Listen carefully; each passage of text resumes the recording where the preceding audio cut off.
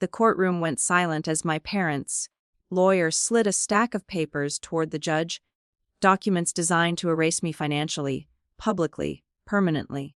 Then the judge looked up, asked one simple question, and everything my parents planned began to collapse. I never imagined the people who raised me would hire a lawyer to destroy me in front of friends, relatives, and strangers. They wanted me broke, ashamed, and silent. What they didn't expect was that truth doesn't need shouting. It only needs the right moment. And that moment came when the judge asked a question no one had prepared for. My parents didn't just disagree with me. They turned the legal system into a weapon and aimed it straight at my life. What hurt most wasn't just the lawsuit itself, but the intention behind it. They weren't trying to resolve a conflict or seek fairness. They wanted control. They wanted to remind me, in the most public and humiliating way possible, that in their eyes, I was never truly independent. Every sacrifice they had ever made was suddenly rewritten as a debt, and every moment of support was reframed as something I owed them back, with interest. In court, they claimed I owed them everything. Not just money, but loyalty without question, obedience without limits.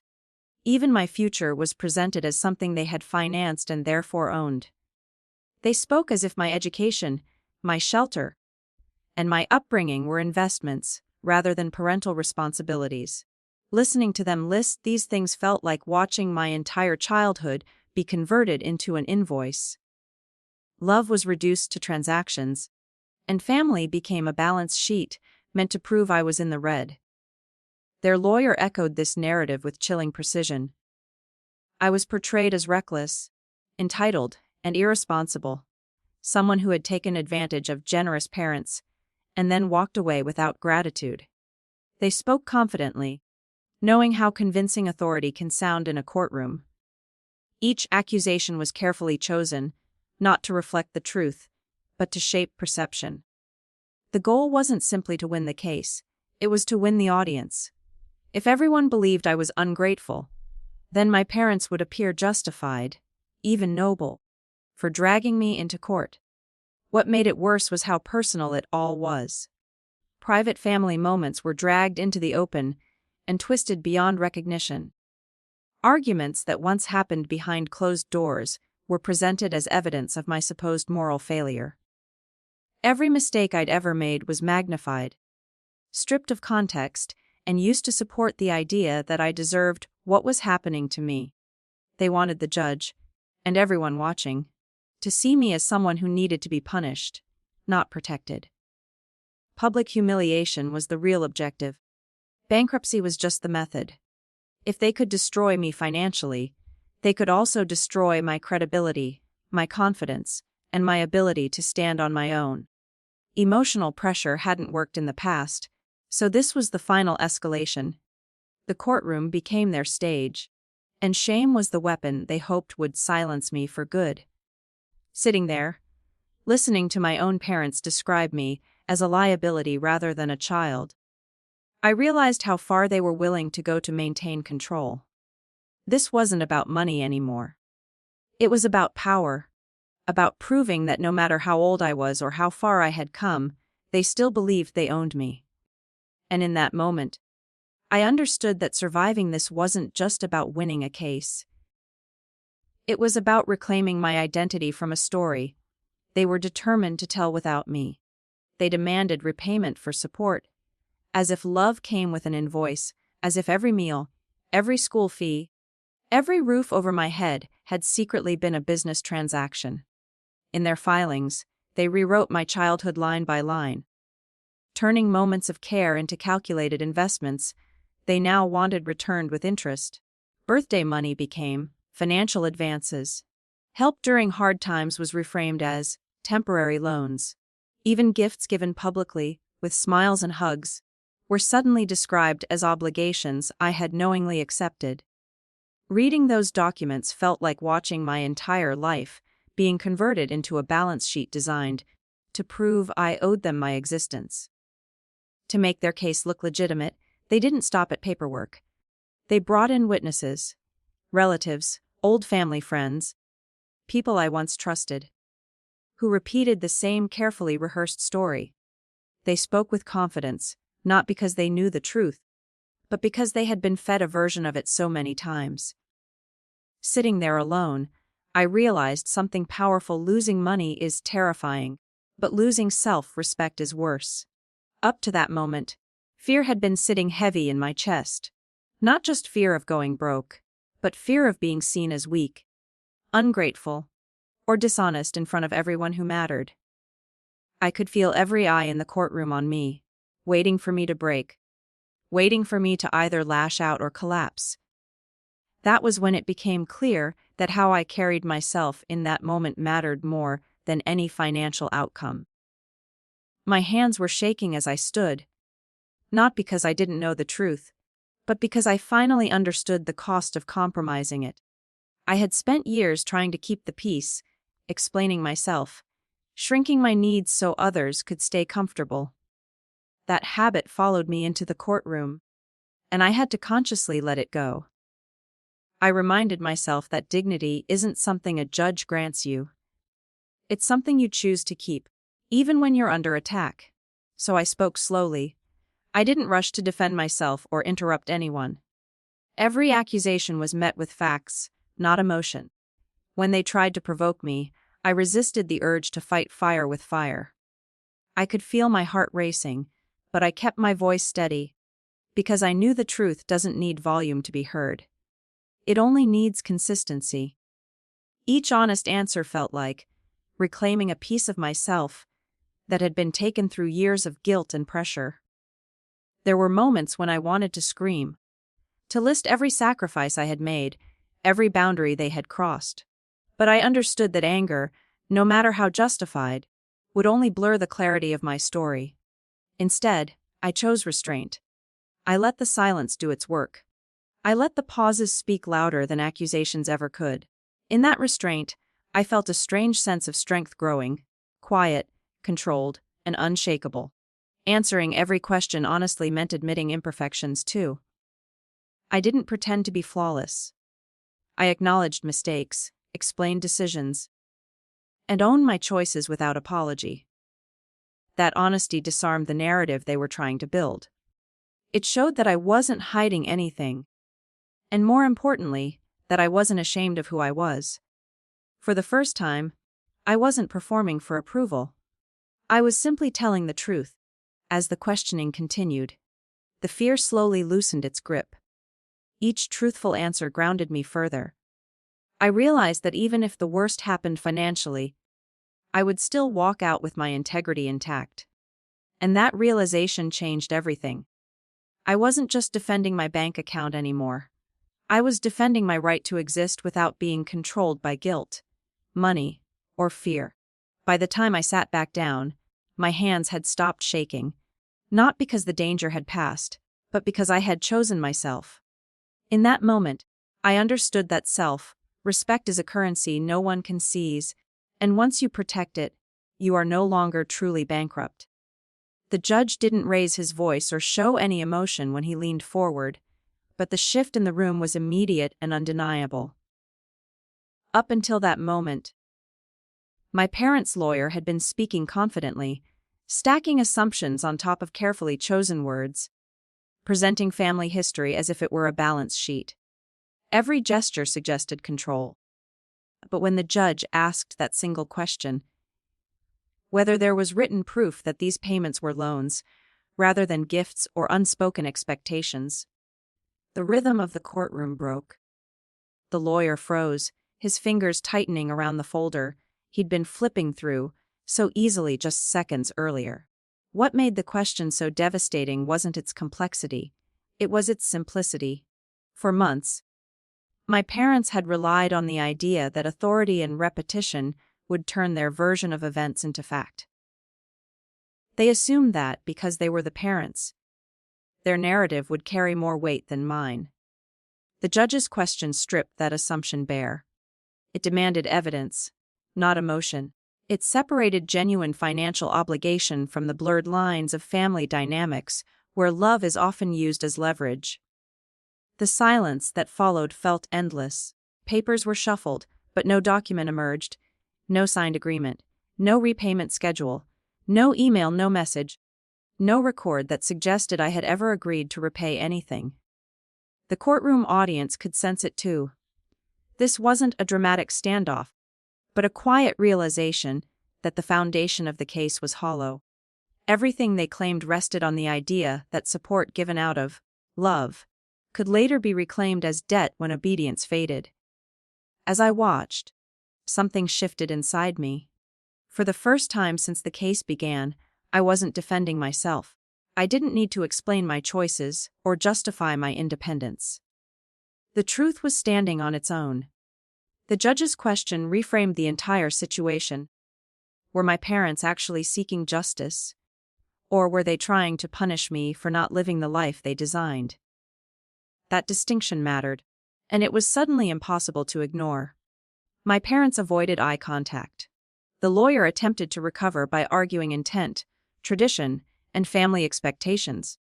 But the judge wasn't interested in vague ideas. He pressed again, calmly pointing out that courts don't enforce unspoken emotional contracts. Love, he explained, is not a legally binding loan. The law requires clarity, consent, and documentation, none of which existed here. What had been presented as generosity could not be retroactively rewritten as obligation, simply because the relationship had fractured. In that moment, the power dynamic reversed. The same people who had tried to bankrupt me in public were now exposed by the very system they believed would protect them. Their strategy depended on my silence and shame.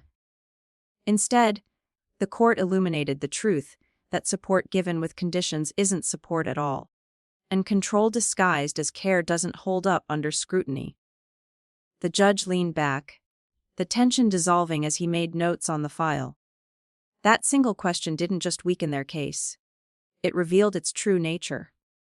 And as the silence finally broke, I understood something I'd never allowed myself to believe before. I wasn't wrong for wanting independence, and I wasn't ungrateful for refusing to be owned. Sometimes, justice arrives quietly, in the form of one honest question that forces everyone to face the truth they've been avoiding. No contracts. No records. Just assumptions and control. That was the moment everything shifted. The courtroom, which had felt heavy and hostile just minutes earlier, suddenly grew still in a different way, like everyone sensed the balance had changed. My parents' lawyer flipped through the file again and again, searching for something that wasn't there. There were no signed agreements, no payment schedules, no emails, no text messages. No proof that any of their claims were real. What they had relied on for years was the idea that authority and confidence could replace evidence. The judge didn't raise his voice or show frustration. He simply waited. That silence did more damage to their case than any argument I could have made. It exposed the truth that had been hidden under polished words and legal threats. This wasn't about money at all. It was about power. The so-called support they provided over the years, school fees, housing, occasional help, had always been presented as love. But in that courtroom, stripped of emotion and examined under law, it became clear it was something else entirely. It was leverage, saved up and weaponized the moment I stopped obeying. As the judge began asking follow-up questions, the narrative my parents had carefully constructed started to collapse. He asked why, if these were loans, no repayment had ever been requested until now. He asked why no interest had been discussed, no timeline set, no documentation prepared. Each question pushed the truth further into the open. Their answers grew vague. Phrases like, "it was understood," and "everyone knew," echoed weakly through the room. The judge wasn't interested in assumptions.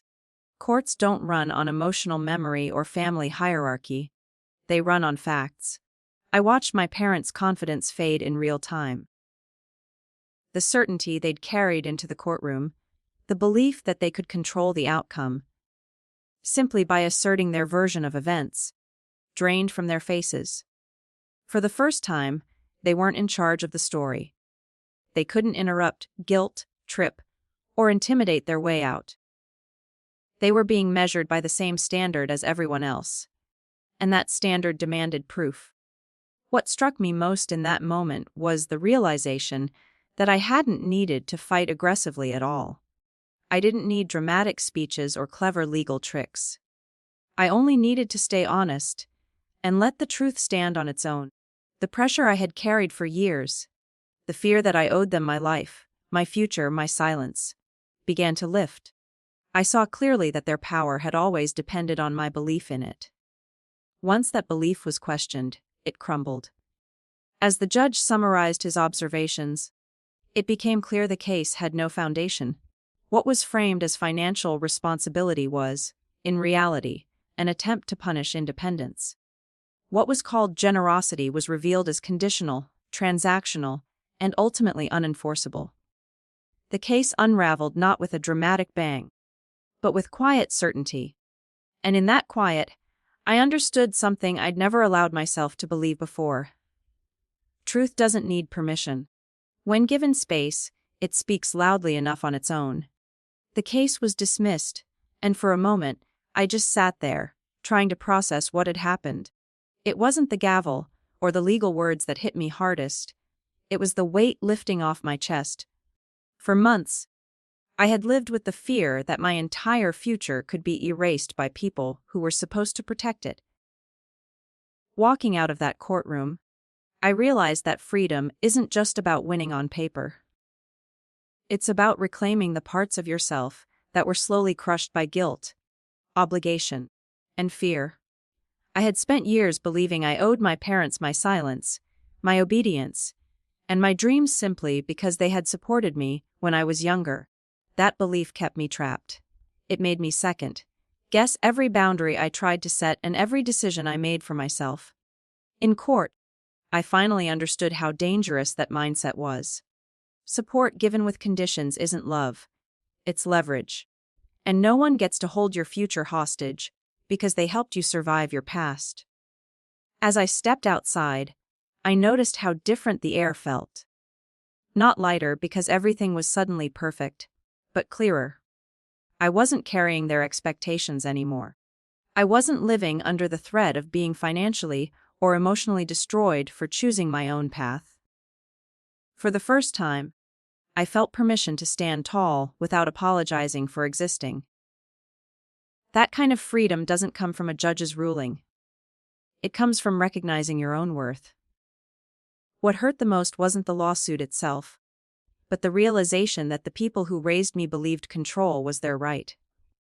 Accepting that truth was painful, but it was also necessary. I stopped hoping they would suddenly understand or change. Instead, I chose to understand myself. I chose peace over approval, truth over comfort, and self-respect over false harmony. That day taught me something I wish more people knew. Standing up for yourself doesn't make you ungrateful, heartless, or disloyal. It makes you honest. You can honor what your parents did for you without surrendering your entire life to them. Gratitude does not mean lifelong debt, and love should never come with a legal threat attached. Walking away from that courtroom, I didn't feel like a victim anymore. I felt like someone who had survived and grown. I knew there would still be emotional scars and difficult conversations ahead, but I also knew I was no longer afraid of them. I had faced the worst and remained standing. That realization changed everything. If you're watching this and feeling trapped by family expectations, hear this clearly: you are allowed to protect your future. You are allowed to say no. And you are allowed to choose yourself, even when it's hard. Even when it breaks old patterns, and even when the people who raised you don't approve. Freedom begins the moment you stop letting guilt decide your life. Sometimes the most powerful victory isn't revenge. It's clarity. When the truth is on your side, even one honest question can change everything. If you're facing betrayal, remember this: you are not powerless, and your story deserves to be heard.